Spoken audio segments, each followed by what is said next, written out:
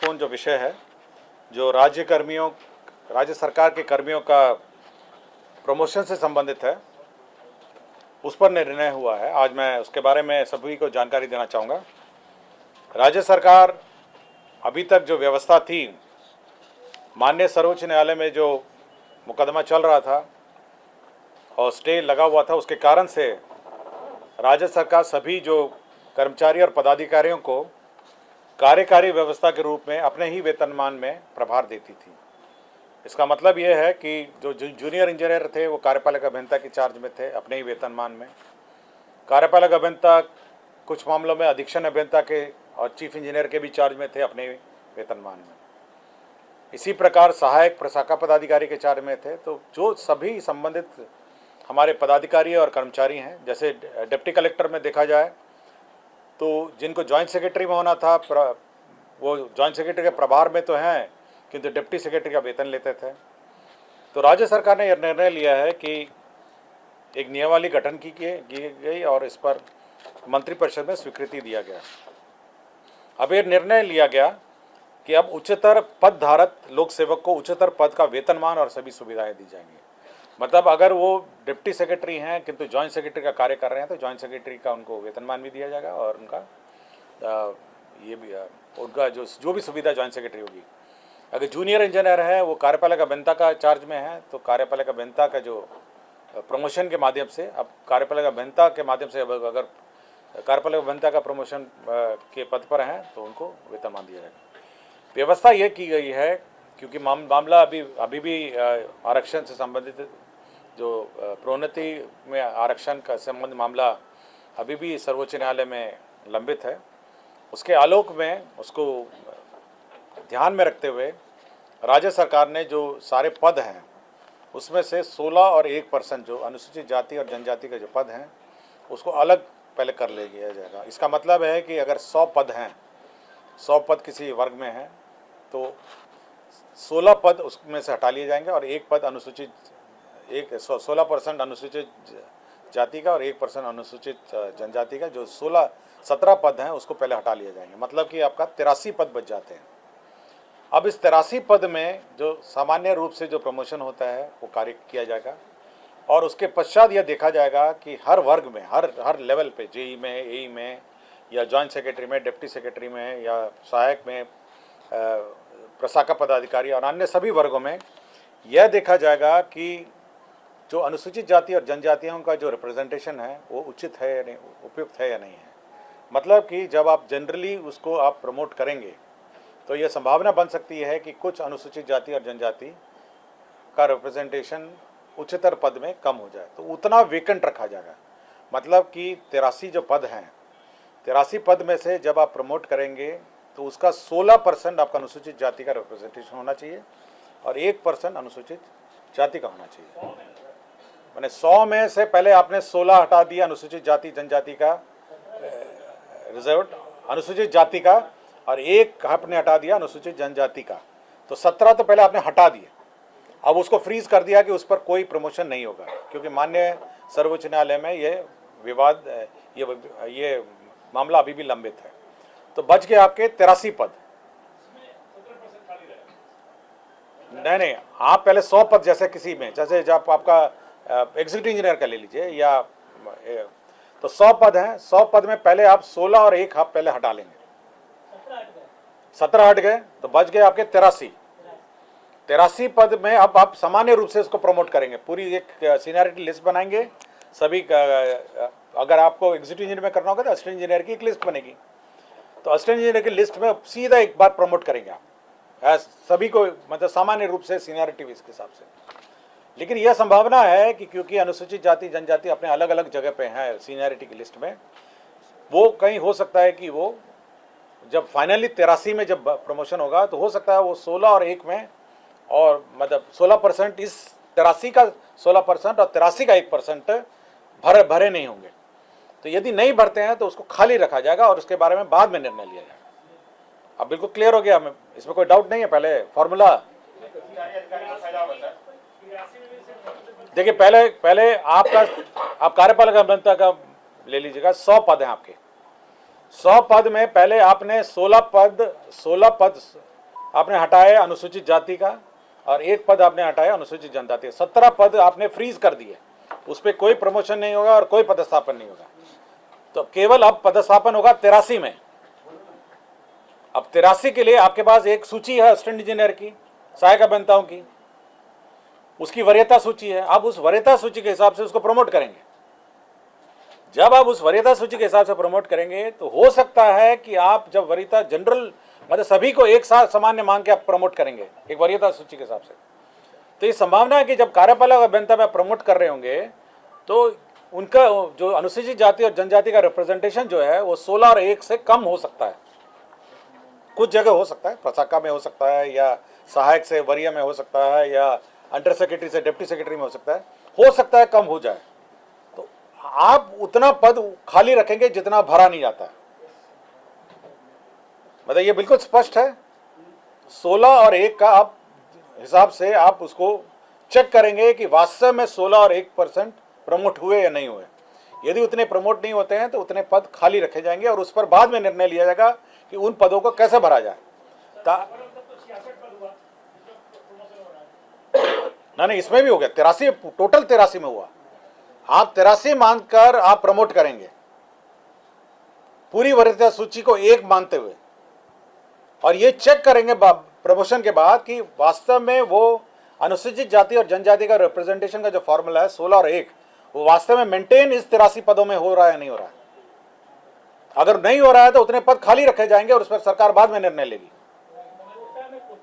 हाँ, बस 83 में कोटा, मतलब कोटा वाला पहले फ्रीज किए और उसके बाद इस 83 में भी आप ये सुनिश्चित करेंगे कि अनुसूचित जाति और जनजाति का रिप्रेजेंटेशन सही रूप में है या नहीं है। अगर नहीं होता है तो उतने पद खाली रखे जाएंगे और सरकार उसके बाद में निर्णय लेगी।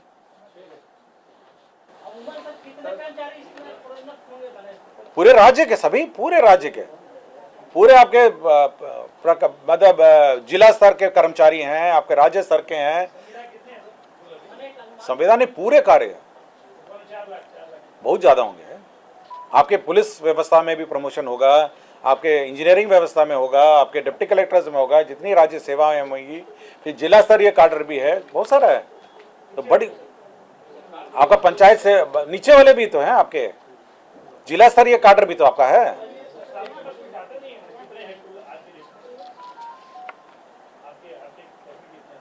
टोटल कर्मी आपको बता देंगे, हम आपको अलग से बता देंगे।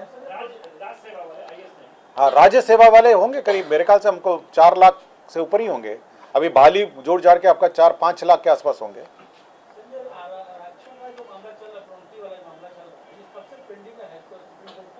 ये 2016 से पेंडिंग है, 2016 से पेंडिंग है, मतलब 6 साल से हम लोग प्रोन्नति नहीं कर पाए हैं। तो इसलिए वैकल्पिक रूप से हम लोगों ने ये व्यवस्था की है कि प्रमोशन हो और साथ ही अनुसूचित जाति और जनजाति का जो रिप्रेजेंटेशन है प्रमोशन में बाद में वो भी रहे। और जब फाइनली जो माननीय उच्च न्यायालय का, सर्वोच्च न्यायालय का निर्णय आएगा तो वो जो 16+1 वो फ्रीज्ड वैकेंसीज हैं उस पर भी निर्णय होगा। फिर एक बार फिर से पूरी एक्साइज प्रमोशन और रोस्टर की बात की जाएगी। कार्यकारी प्रभार लेकिन रेगुलर है यार, मतलब रेगुलर वेतन है। मतलब अगर उसको प्रभार आप देते हैं सहायक अभियंता से असिस्टेंट इंजीनियर का, तो असिस्टेंट इंजीनियर का उसको वेतन देना पड़ेगा। तो असिस्टेंट इंजीनियर साहब एग्जीक्यूटिव इंजीनियर का जो प्रभार देते थे पहले, आप अपने वेतनमान में देते थे, अब उच्चतम वेतनमान में आप देंगे। मतलब वो क्योंकि मान्य अभी मामला अभी भी मतलब न्यायालय में विचाराधीन है ना, इसलिए कार्यकारी है।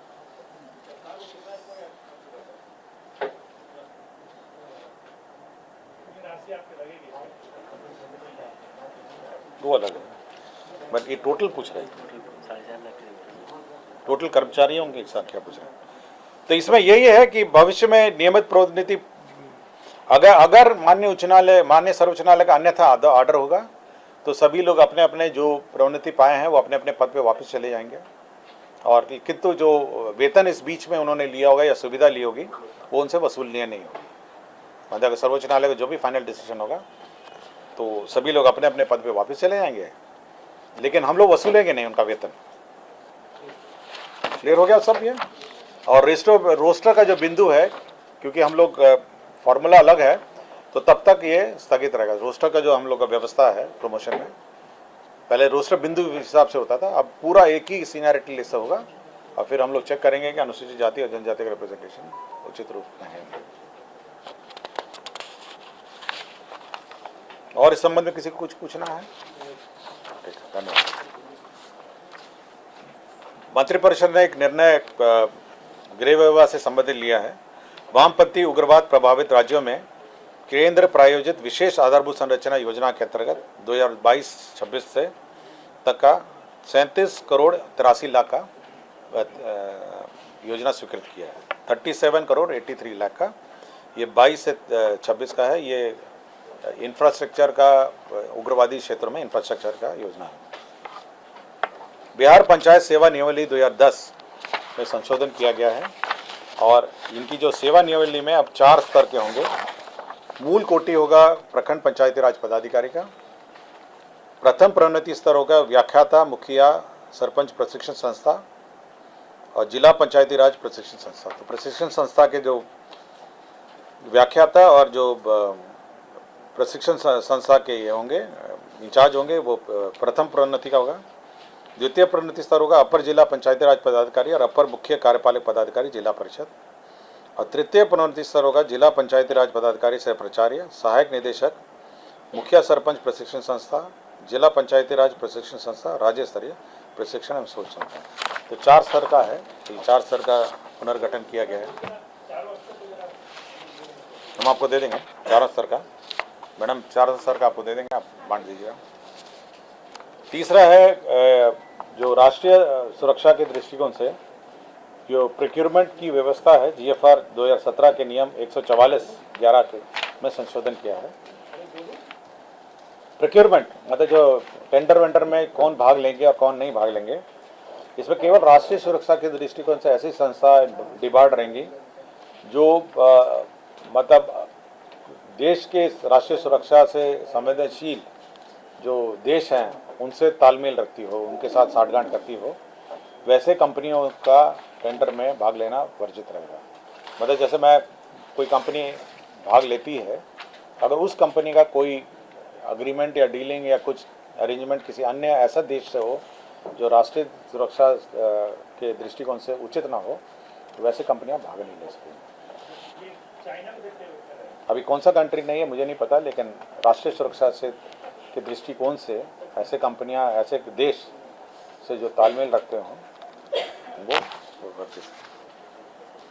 रूल चेंज है, कोई कंट्री का नाम उसमें उल्लेखित नहीं है। राज्य के सभी राजकीय दंत महाविद्यालय या राजकीय दंत महाविद्यालय अस्पताल में नामांकन एवं अन्य शुल्क का निर्धारित किया गया है। एडमिशन फीस क्या होगा, ट्यूशन फीस क्या होगा, हॉस्टल फीस क्या होगा, कॉशन फीस क्या होगा, तो सारे फीस का निर्धारित किया गया है। जैसे मेडिकल कॉलेजेस में हुआ है उसी प्रकार डेंटल कॉलेज में भी फीस समान अनुपात में निर्धारित किया गया है। चाहिए होगा फीस मैडम आपको दे देते हैं। इंदिरा गांधी आयुर्विज्ञान संस्था पटना में 149 पदों का सृजन किया गया IGIMS में। खरीफ विपणन मौसम में हर साल बैंक गारंटी ली जाती है और जो कोऑपरेटिव बैंक और अन्य सहकारी संस्थाओं को लोन दिया जाता है प्रोक्योरमेंट के लिए। तो 8,000 करोड़ का लोन लिया